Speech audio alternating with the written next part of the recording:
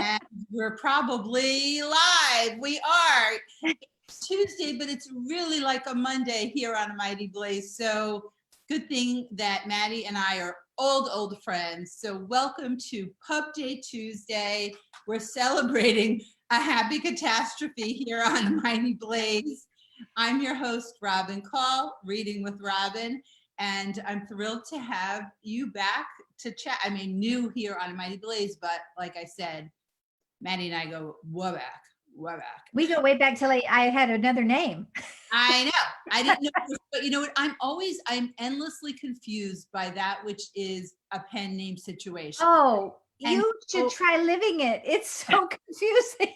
You know what, Maddie? I would like living it because yeah, I know you're Sandy, but like for the purposes of the last 5 or 6 books, yeah, Maddie Dawson. And so it's, you know, some people who are just anonymous, that I really have a hard time with anonymous.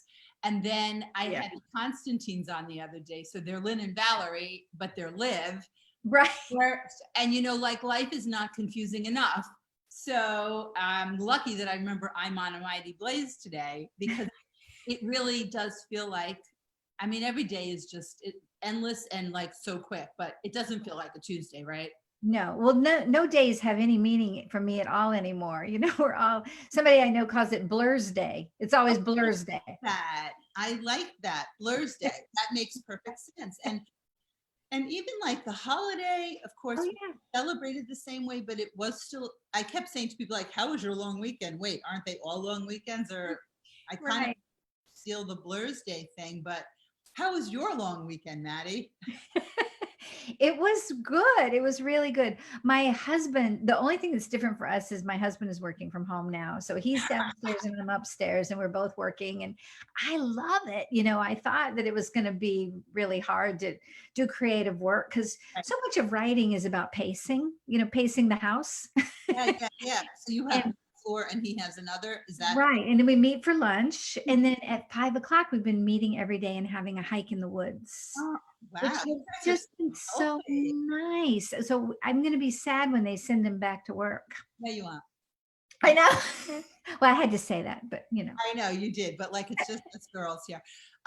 It's funny because when this all started and everything changed and you know it's been 10 years now or whatever, it's in the beginning, like if you knew, I guess if our crystal balls were working and you knew how much time you had to really enjoy that, which is very different, it might have felt differently. Right. In that situation, my husband was 24/7, leaving early, getting home late. It was, you know, poor Benny, he's hiding behind me right here. He was just like, where's Daddy? And then we did the 180, you know, 10 weeks, 11 weeks ago, not knowing how long it would be. And we didn't do the upstairs downstairs thing. Maybe that would have helped, but it was more like it depends on how somebody expends their nervous energy. And yes, it does. Right? And how you can be married to someone for 35 years and not realize they had any sort of anxiety. They called it something different. And now it's like, but we can't all be like this in this house. We just can't. We have to absolutely. It explodes. Oh, we haven't had that happen yet, but there've been a few times where it's like, take a walk. You know, Benny's been walked more times, and you know, it's nice to walk in March and April, but now it's getting hot. I know, right? So the air's blasting, but so you guys work it out, and a healthy hike, even that's a healthy hike helps. I am. I'm really afraid of snakes. And so I stopped going in the woods in the wintertime. You know, that pretty much I'm done as soon as the green shoots come out. But this year I've decided to channel Blix who's in my book, Who Has Magic. And I thought, I actually went outside and I said, snakes, you own this whole place. It's yours. I don't want to see you. I'm not going to say bad things about you and look for you and all that. but you just stay away from me. And so far it's working. The snakes are really listening to me. So out there. So it wasn't that you were like more comfortable because your husband was walking with you and he is a snake charmer. It had nothing to do with that. no, no, I don't think I could do it as well without him because I would be kind of looking around for them. You know, once you're looking around for them, you do see them. Well, then they're there. I mean, where we live, I'm sure they're here somewhere. I haven't seen them. We did have a turkey outside during Oh, the wow. broadcast last week, which my husband pointed out because he was the studio audience. Could have done without that. I haven't seen snakes, but I also don't really go in. You know, we're mostly on the streets or maybe in the park. Exactly. Right. But, excuse me, I remember reading last summer Maddie Fitch, her book, Madeline Fitch. I'm channeling you now. Madeline Fitch, Stay or Fight, Stay and Fight. Oh, And there are a lot of snakes in that book, which I did not know when I started it. And it also didn't seem like a book I would love. And I loved it. And there was really? so much snakeage in Yes. that book. Just a little aside, but we're here to celebrate Pub Day, Not to talk snakes. a happy catastrophe. I don't see a snake here. Not a snake in the book. And I love, right, not a physical snake in the book. And I love the way they branded your covers. I love. Yes, I love that artist. He's so good. His name is David Drummond, and he just does so many inventive covers. They're I just happy. love it. They're very happy covers. They are. Oh, Yeah. oops, we didn't give you an introduction. So, Oh. Maddie Dawson, a transplanted Southerner living in the Northeast where there are snakes, is the Washington Post bestseller author of 8 novels. She specializes in humorous literary fiction, my favorite kind, about people stumbling toward love, family, connection, and hope, and usually finding it in the most unlikely circumstances. Her books have been translated into 15 languages. Visit MaddieDawson.com. And from there, you can follow on all of the usual places. And do you still have your newsletter there? You always had a great newsletter. Thank you. I've recently on my blog, there's a blog and a newsletter. I don't know what I'm ever supposed to be writing at any one time. We're all supposed to be writing everything at all times, I believe. But Yeah, it's juggling. There's a lot of juggling going on. But I enjoy reading your blogs. There's so much. oh, thank you. There's so much to keep up. But when you connect with an author, as we have all these years, and a very familiar and just really just charming and sense, you know, I would read your books and your articles and your blog posts and go, yeah, right. Whether she's saying she's right. So, well, I have felt that way about you. Just upon, I remember the very first time you interviewed me, it was, I think, 6:00 in the morning on a Saturday. And I just fell in love with you. I would not get up at 6:00 in the morning for very many people. And I was so glad that I did because it was an early show. And, you know, people, there were people from the West Coast who would sometimes just pull an all-nighter when we could have taped. But there is something about doing something live. And I'm glad that this is working live on a Mighty Place, because sometimes it doesn't. And we tape it and we put it, but there's something about live, and I loved the radio for that. I really did. And that was 10 years. I did that Saturday morning show. So I, in some ways, miss it, but things have changed so much, and so much, yeah. so much more flexible, and it's still that same connection. Of course, radio, I mean, now you don't have to really wear pants. So I can't totally complain. It's not like my live events where I'm, you know, dressed. But Right. the radio, there were times where I would say to an author who was driving in, just come in whatever, you know, there were pajamas sometimes in studio, or because I think when you're more relaxed, the conversation is as well, and it's less of being on and more about being more real. And I think that's what readers connect to in your books, and I think that's what people just connect to in general and are looking for, that kind of community and feeling part of the conversation. So talk about the book. Where does the inspiration from Marnie and Patrick, I always like to know, like, what was that first, this is the part that I want to write about, and then, you know, as it all unfolds. Well, this book, as you may know, is sort of the follow-up story to Matchmaking for Beginners. I figured because of the cover. I mean, full disclosure, Maddie knows, just got the book. Just got it, right, exactly. Really nice. It's smells good, and all of your books are awesome. So I'm just glad we got the chance. But I know there's Patrick and Amani, and it doesn't. Wait, can you That's hold them right. together again? I like the way they look together. Yes, they are. They are together, and this book takes place 3 years after the other book. Will you hold it up? You're not doing your job. Both of them. No, or just yours, and I have mine. I just want to see Oh, all right. the matchmaking. Now mine looks backwards to me. Is yours backwards? Everything is backwards. It's Schmurz Day, right? I don't know. Yeah. I mean, but yours is does mine look backwards when you see it? To me, but who Oh, knows? okay, good. So it's just all right. Yeah, who knows what everybody else is seeing? We'll see. But it is right. So this is 3 years after. This is 3 years after, and they became a couple in the first book. They were brought together by this matchmaking crazy witchy woman. Yeah, I remember. Her That name was was 3 years Blix. ago? What? That was 3 years ago. No, it came out 2 years ago. Okay. But the story takes place 3 years after they got together. I thought I lost a year. Okay. Yeah, I know. We've lost a whole, yeah. Certainly could have. How are we going to remember this year? Isn't that going to be the strangest thing? Strangest thing is that I'm known for forgetting how cold the winter is, or Oh yeah, like really blizzardy out by the next show. I'm like, I don't remember it being that bad. But if anybody forgets this, there are a lot of things to think. Probably people may think it wasn't as bad as we thought. right. Depending on what happens, like right now it's summer, and as you know, you can be careful, but at least you can move about a bit. Right. It's going to be interesting is how the fall looks, and when the I weather think so. changes, if we're backwards or we're where we are. And I think that, but I That could be bad. That could really be hard. don't really think we can forget this. No, I think this is going to mark a real before and after kind of time, really. I agree. It has to.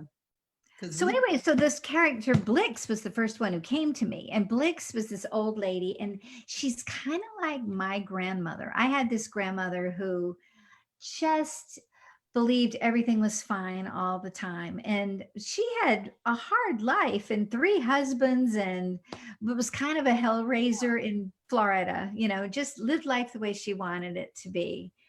And I was more the oversensitive, anxious, worried little kid, that was like, kid. yeah. And so being with this grandmother made me just feel like it was like a sigh. And I would go and stay with her during the summers sometimes. And I just loved her so much. So it was in 2016, and the election had happened, and there was so much anger everywhere, and and I just wanted to write a happy book. I didn't want to write about any angsty things happening, and so this grandmother type came to me and started telling me this story, and that's how it all happened. And while I was writing it, I thought it was the stupidest, silliest book I'd ever written in my whole life. I was just like, oh, this is people aren't going to be able to stand this. But I just kept writing and kept writing. When I got done and sent it to the first readers, they all went, I really like this book. Most of my friends, I don't know about your friends, but everybody's a little cynical and, crusty and, so I have a wide range of friends. too, but yeah. None of them ever watch anything I do, so I can talk about them incessantly.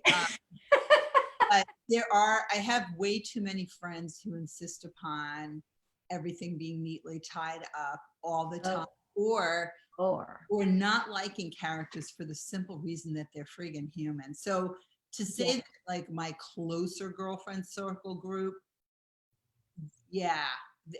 not so much into realism or contemporary sharp fiction, or that's interesting. That is a funny thing about readers, isn't it? How they will not like a book because they wouldn't have done what that character did. They think they wouldn't have done it. Exactly. Won't admit that were exactly that. That's what, because I'm cynical. Yeah. But I do like a believable storyline, and I do like happy. Yeah. Sometimes parts of life are very happy. Right. It doesn't need to be so neat. I know. I'm with you on that. I really feel like, I read, and I know you do too, such a wide range of books. And I love the dark, Oh yeah, some grim great, stories and all that. I just hang on them, especially when they're, of course, when they're funny. That's the thing Yes. I love. I like humor. You're And right. I, And I like things that are well written, where there's the writing can sweep me away. That's really the sentences. yes, and then sometimes I am in the mood for something where, it's what you're sort of going to get, and it's well written, and you're going to be taken away by the story, and people could be unlikable, but they're probably not so Right. reprehensible. Right. Totally unredeemable characters. I think it also depends on what you're in the mood for, and like you're saying, after the election, there was really a trend of, oh my goodness, I don't want to go anywhere near that, and I really need to escape. Right.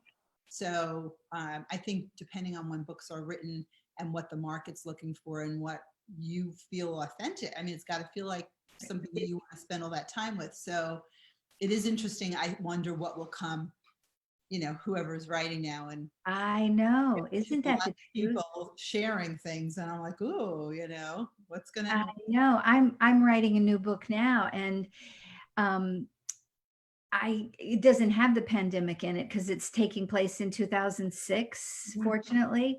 But if I were writing a contemporary story about today, of course, you'd have to have the people inside wearing masks. Good. And I wonder also, even though it takes place in 2006, because of however you're feeling in your head, Yeah, it's got to go somewhere.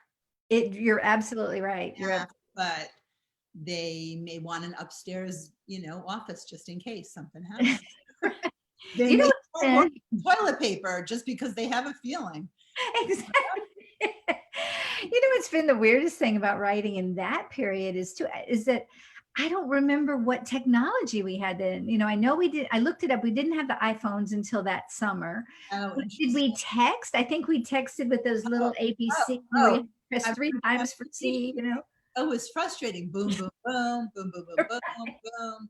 It was exhausting. Yeah. It And was. social media wasn't, yeah, No. I got on Facebook in '09, so I know that there were people on in '06 and '07, Right. but it is interesting to think about, well, we know it was before the crash of 2008 or whatever, True. whichever Right. that was, but other things that marked that time Yeah. period. Just daily life, how different it was. We didn't carry around our phones all the time, I think. No, certainly weren't. And I remember the BlackBerry, and even that, it was a Oh, phone. yeah. I barely texted. When it became, we were at a party yesterday, not a party, we were at No, a no. social distancing, 7 people, very safe thing, Yeah. but we were sitting for many hours. I did not look at my phone for 6 hours. It was making me Wow. anxious, but everybody that I would have needed to have worried about was there, so it didn't really matter. But checking messages and notifications after 6 hours, even though it was a holiday, it was making me anxious, and that was never I part of know. life. That's so true, isn't it? We now feel anxious when we haven't looked at things for a little while. Like everything is so instant. Yes, yeah, and it was a holiday, so I mean, that is not that expectation, but it's just a sense of keeping it in check, because then it gets to be too much. So you're writing about a simpler, happier time. Simpler, happier time. Yes. But now we're talking a happy catastrophe, but of course I want to hear about that as well. And it's Okay. out today, May 26th, and it's Maddie Dawson's latest. And visit MaddieDawson.com, and you can visit her on Instagram and on Twitter, on Facebook, and text her. Anything. Anything. So talk about a little bit about the story, certainly. Okay. That's First of all, the title, like how crazy is that to be the title? And of course the title was picked a year ago. We had happy, no idea. yeah, happy circumstance. Right. A happy Yeah. catastrophe. I couldn't tell if it was the worst possible title for now or the best possible title for now. You've got to choose between worst and best. You go back. I just, why not say it's the best? Too late to do anything about it. Yeah. But it's not about COVID at all. So, um, so it's this couple, and they've been together for 3 years, and he has, he's an artist, and he's moody, and he's an introvert, and he was damaged in a fire a few years ago that his then girlfriend was killed in. So he's carried a lot of baggage with him. And then he meets Marnie and they fall in love. That's in the first book. And now they're together and she wants a kid. She wants a family. She wants marriage, the whole thing. She's this matchmaker who's having a wonderful life. He's at last starting to paint again. And he does not want kids. He's like, I would be the worst father in the whole world. Children run screaming when they see my face because I'm disfigured. And then a little girl shows up who is his from a 2-night stand 10 years previous. And she surprise.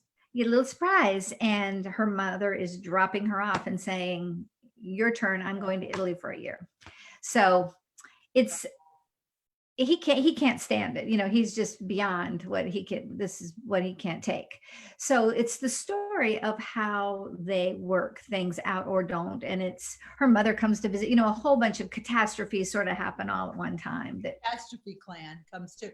I think what's so interesting about that is for someone, and certainly to have been through a fire, lost somebody, being disfigured, all of that, you could see why. Did he want children before all that happened, or did he always never want? He thought he really didn't. He was he describes himself as sort of this egotistical, cocky kind of guy who was riding high on a wave of being discovered as an artist, and he didn't have a lot of depth to him. And then, like, because I always wonder when people are so sure about that. Yeah, and something happens. Many different things can happen, and there are many different ways to bring children into your life. And then they think, oh, wow, I did want this, so I don't know which way is better or worse. Yeah, I don't know either. Right. And then you never know, so it's okay. Or having a glimpse and thinking, ooh, but where you are at that point is where you make a decision, I suppose. So I think that's another interesting. I'm always thinking of what are the book clubs going to attach onto, and go to MaddieDawson.com. You have info and book clubs. Your books, and you like to meet with them. I love doing that. That's so much fun. I've been doing that a lot of Skype visits, which is and what life is now. Yeah, and there was a little bit of, not a lot of pressure on authors, but I would hear from people that would be like, well, we make a lovely whatever, and it's so nice. And I'm like, look, the author has to set aside 7 or 8 hours till they drive there, till they get ready. I'm like, I'm sure your spread is lovely, but I'm like, don't do that. Try and do FaceTime. Like, unless it's a very special circumstance, or there's a giveaway or contest or something, and it's a close by thing. I think readers have a delusional sense of how much time that takes for an author to do. You can meet. And you want to do endless ones of those, and I think it's great. And authors get to have feedback from the book clubs. It enhances a book club. It's going to make them excited about your books forever. But I would always laugh because I'd be sometimes privy to these conversations. Like, I don't see what's the big deal. We're like an hour. I'm like, I know it. And there are 5 of you, and 3 may show up. I don't see either. That's certainly good. But Skyping or doing any of these really is, I think that's really helpful. I'm encouraged by that for books. I am too, and it's really fun because it is so much fun to get the feedback from readers. Although sometimes I think, do they feel pressure because you're there not to discuss? Not you.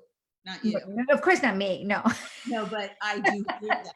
I do hear that from people where they're like, we wait for the author to leave, and then I'm like, because you guys are such mavens, and I'm sure you could have written the book so much differently. So it's yeah, what, I play both sides and down the middle. So sure. I see, and I'm very sensitive to the plight of the author, and less so to the reader, I guess.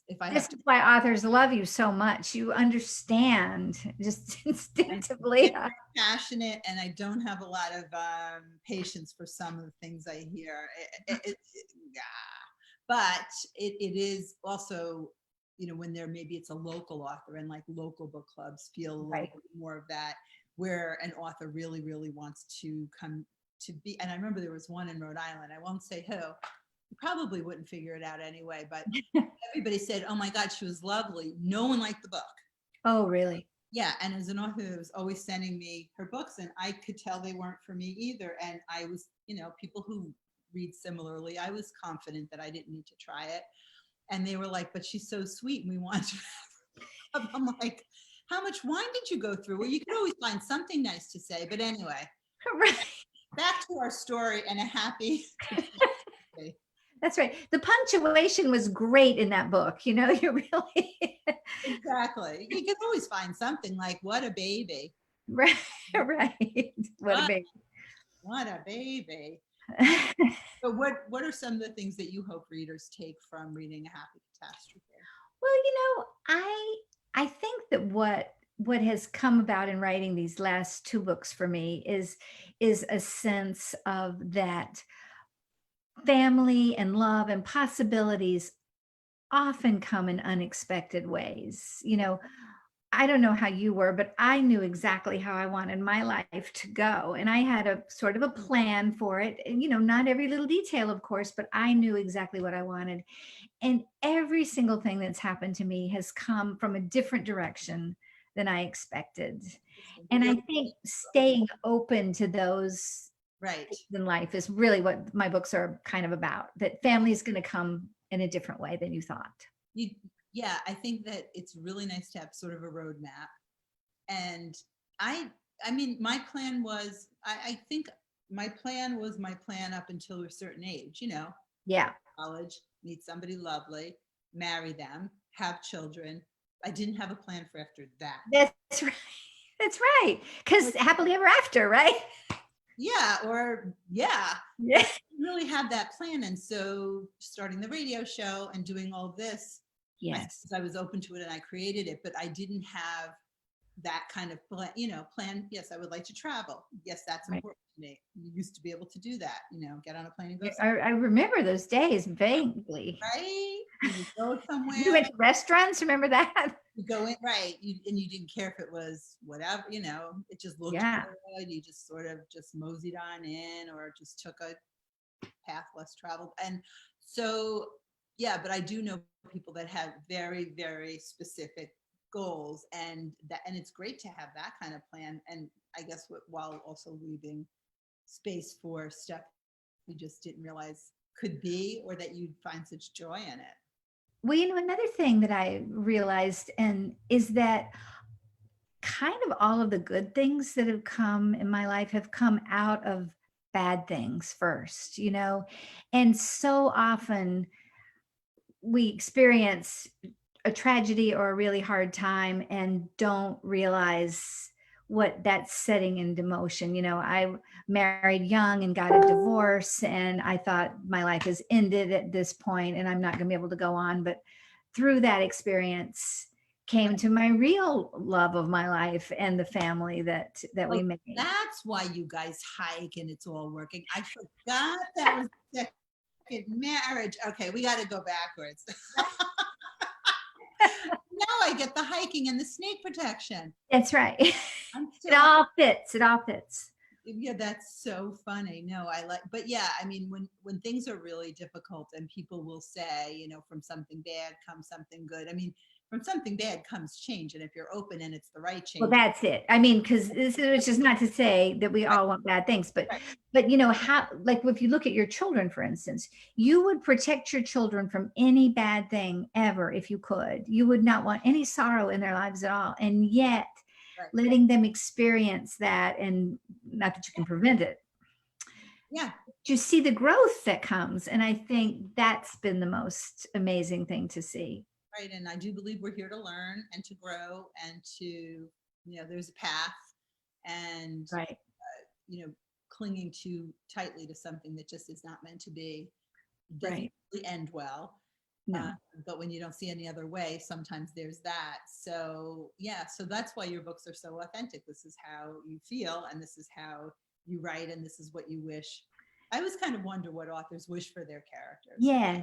Yes, that's true. And that is what, I mean, I hate having bad things happen to my characters. It's really tough to torture them. Yeah. But of course, they have to go through bad things, or it's all just the Care Bears, right? Right, exactly. Too hard or right. little guy sleeping. I can hear him snoring. Oh, really? He's so sweet. Thank you. I remember when he was a tiny puppy and now he's big, isn't he? Can we see him? Um, Will he be visible? Oh, look at him. Oh, he's so cute. He's 2.5 now. Wow. I don't know how much, we haven't taken him to the vet because he doesn't need to go, and we don't go anywhere we need to go. But Yeah. we're taking guesses because he's like usually 34 to 36 pounds, and I wouldn't want anyone guessing where I started on that No. third and where I am now. But he's just always there, and like anybody else, he can't play with his friends, and it's a little different. Exercise is a little different. Everything's different, Everything's different. But he's still a baby. So what have you been reading and entertaining yourself with? Oh my goodness. I've been reading a lot of Ann Tyler lately because I just finished a book, and there's something about the way she presents characters that they're so rich, and it kind of inspires me to go and write and find my characters.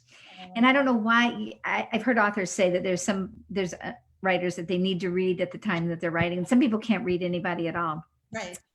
But now that I'm done with the book, I'm now doing revisions for it. I'm reading all I'm blurbing a lot of books. So I'm reading really contemporary stuff. Carrie Ann King and Barbara O'Neill and Alison Ragsdale and all. It's just been really fun. And Nancy Starr was on last week. Yes, I saw that. Yeah, send me titles. I have such a list, but I don't like to miss them. So especially when authors are blurbing, if I don't have those yet, or the first round with the blurbs or whatever. Oh yeah. There's so many amazing books to read. There's so many books now, aren't there? It's just so great. It seems like it, and so many really good ones. And Kelly Harms, have you read her latest book, Kelly Harms? I'm writing it down. I'm gonna make me a little list. I'm trying to think of what the title is. I'm so bad with titles. Titles are hard, and a lot of titles are similar to other titles. And the thing is, even though so many books had updates moved, they still are so, if anyone says there's nothing to read there, I know. When they're looking in the wrong place. And are you much of a TV, or like that you watching any of the series? That's been one of my favorite things to at least ask, because I never was into that, and I have been.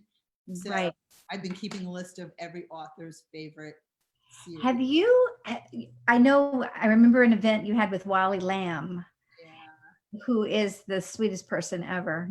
Love Wally. And his book, I Know This Much Is True, is now in. Have you seen that? Oh, is it out?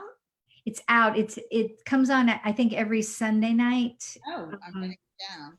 I remember him. Is that the one with Mark Ruffalo? Yeah. Because I remember him posting about it, and maybe I missed the part that said it's actually on now. Because it's on HBO, so you can always go.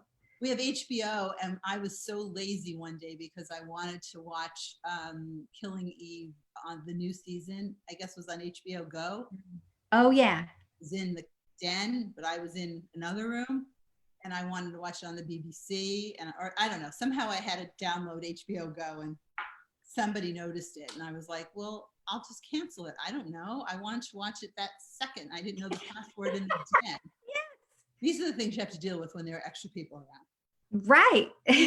Under the radar, nobody would know. Right. I don't know. Oh, but that's good to know. I Know This Much Is True. I love that. You know what else was really good is Unorthodox. Did you see that? Oh, that was amazing, wasn't it?